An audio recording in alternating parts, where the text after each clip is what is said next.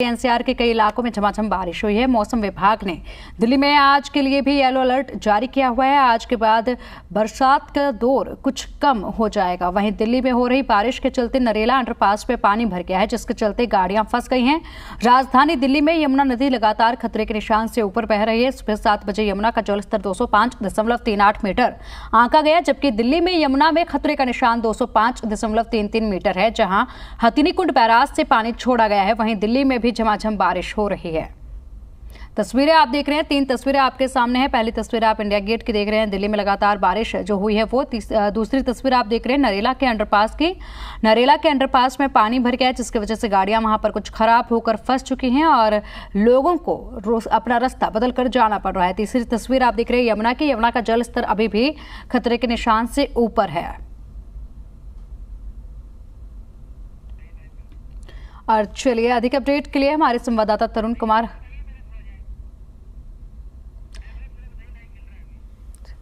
ये तस्वीरें आप देख रहे हैं, 3 तस्वीरें आपके सामने हैं। दिल्ली की तस्वीर है, इंडिया गेट के सामने का नज़ारा आप देख रहे हैं। लगातार झमाझम बारिश हो रही है, सुबह सवेरे बारिश की तस्वीरें हैं ये।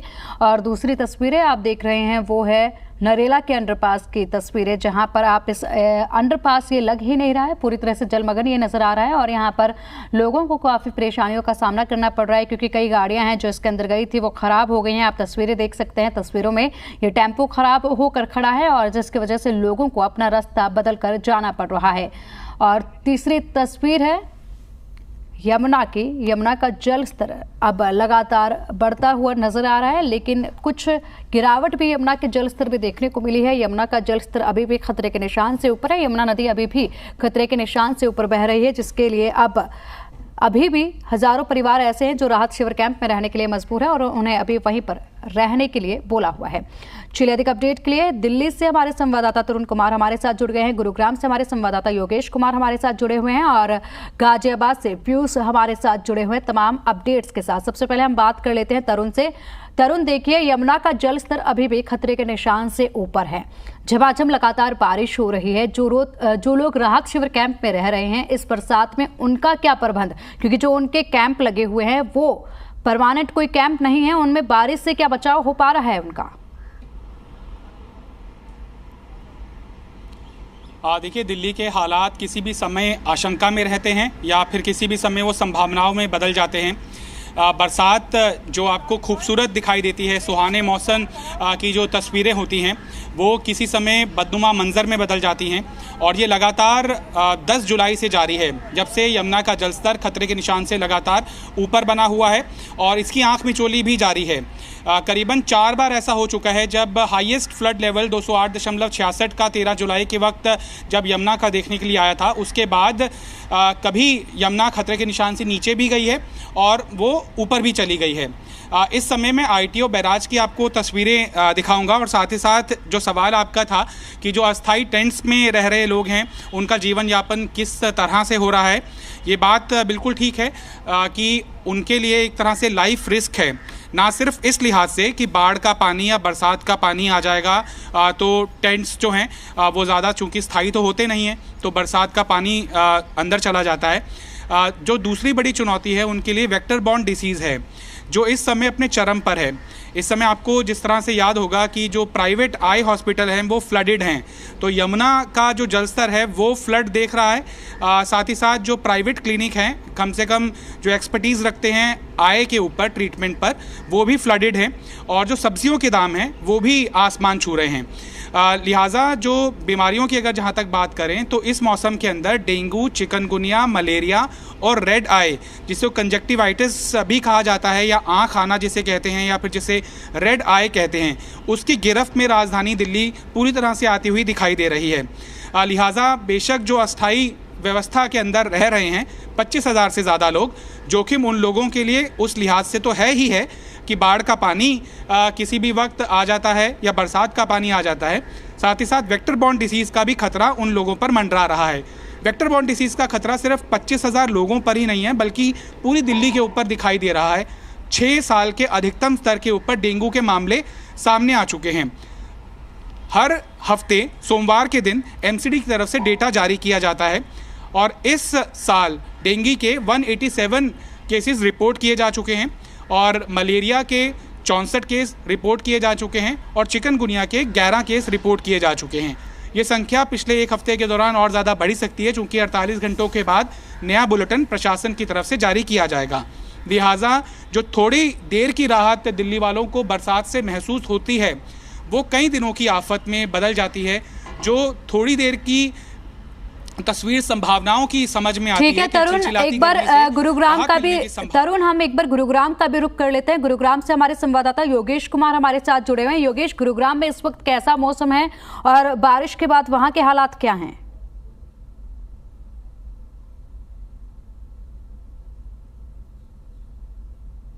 तो उससे उम्मीदें कहीं ना कहीं ये है कि आने वाले समय यानी कि दोपहर के समय या शाम के समय तक तेज बारिश हो सकती है। लेकिन जिस तरह से कल बारिश हुई थी तो कहीं ना कहीं 18 दिन की बारिश के बाद गर्मी से तो लोगों को राहत मिली थी, लेकिन बहुत से लोगों के लिए आफत भी बन गई थी, क्योंकि शाम को 6 बजे बरसात जब शुरू हुई थी तो ज्यादातर ऑफिस से निकलने का लोगों का समय होता है और उस वक्त अगर जलभराव सड़कों पर होता है तो जाम की स्थिति बन जाती है। और जिस तरह आपने तस्वीरें देखी होंगी कल रात तकरीबन 11 किलोमीटर लंबा जाम दिल्ली जयपुर एक्सप्रेस पर लगा हुआ था, चाहे आप दिल्ली से गुरुग्राम की ओर आगमन कर रहे हो या फिर गुरुग्राम से दिल्ली की ओर जा रहे हो। तकरीबन जो रास्ता जो है 40 मिनट का था वो 2.5 से 3 घंटे का सफर लोगों को करना पड़ा था। और इसके बाद अगर एमजी रोड की बात करें तो वहां भी इस तरह से जाम की स्थिति बनी हुई थी और सबसे बड़ा कारण था जलभराव, क्योंकि गुरुग्राम के लोग जो है बारिश से थोड़ा सा हिचकिचाते हैं और कारण यही होता है कि जब बारिश होती है गुरुग्राम में आधे घंटे की बारिश के बाद ही 2-2, 2.5 फीट तक ज्यादातर मुख्य सड़कों पर पानी बढ़ जाता है। हालांकि 18 दिन की बारिश के बाद कहीं ना कहीं लोगों को गर्मी से जरूर राहत मिली थी और भी तापमान जो है तकरीबन 28 से 29 डिग्री के आसपास है।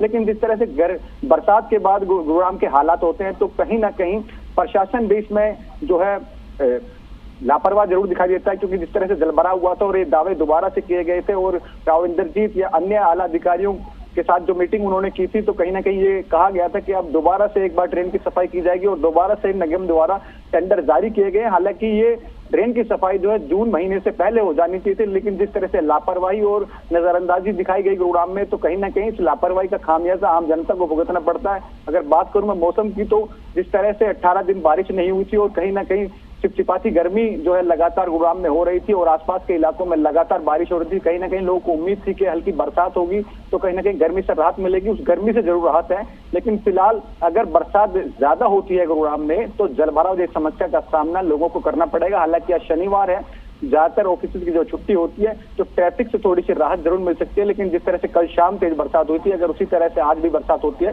तो कहीं ना दिल्ली जयपुर एक्सप्रेस पर दोबारा से जाम की स्थिति देखने को मिल सकती है। जी ठीक है योगेश, आएंगे आपके पास, बने रहिए हमारे साथ। पीयूष से हम बात कर लेते हैं। पीयूष खड़े हैं इस वक्त गाजियाबाद में। गाजियाबाद के किस एरिया में पीयूष आप मौजूद हैं और क्या कुछ हालात हैं गाजियाबाद के?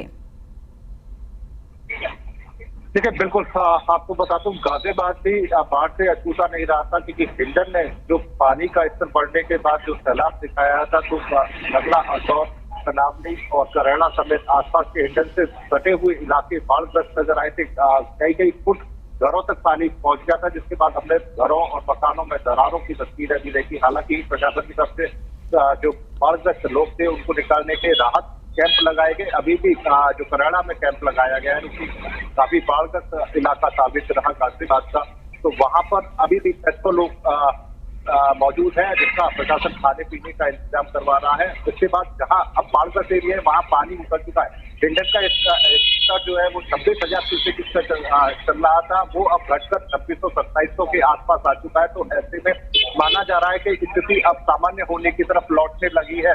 तो कहीं ना कहीं जीवन दोबारा से पटरी पर लौट रहा है, पर ये अंदेशा हमेशा बना रहता है कि जो निचले इलाके हैं, कब यदि हिंडन में पानी आता है या यमुना में पानी बढ़ता है, तो क्योंकि आगे जाके हिंडन यमुना में मिलती है तो यमुना का पानी बैक फ्लो होता है और बैक फ्लो होकर वो नोएडा तक असर करता है और यहाँ का जो पानी होता है हिंडन का गाजियाबाद से जो निकल रहा होता है वो आगे नहीं पहुंच पाता। तो जो तटबंध हिंडन के किनारे बसे हुए हैं तो उन इलाकों में पानी भरने की समस्या अक्सर देखी जाती है। अगर यमुना का जल स्तर बढ़ता है तो गाजियाबाद भी माना जाए कि गाजियाबाद भी इससे अछूता नहीं जाएगा और कहीं ना कहीं प्रभावित होते हुए बाढ़ का असर देखने को मिलेगा।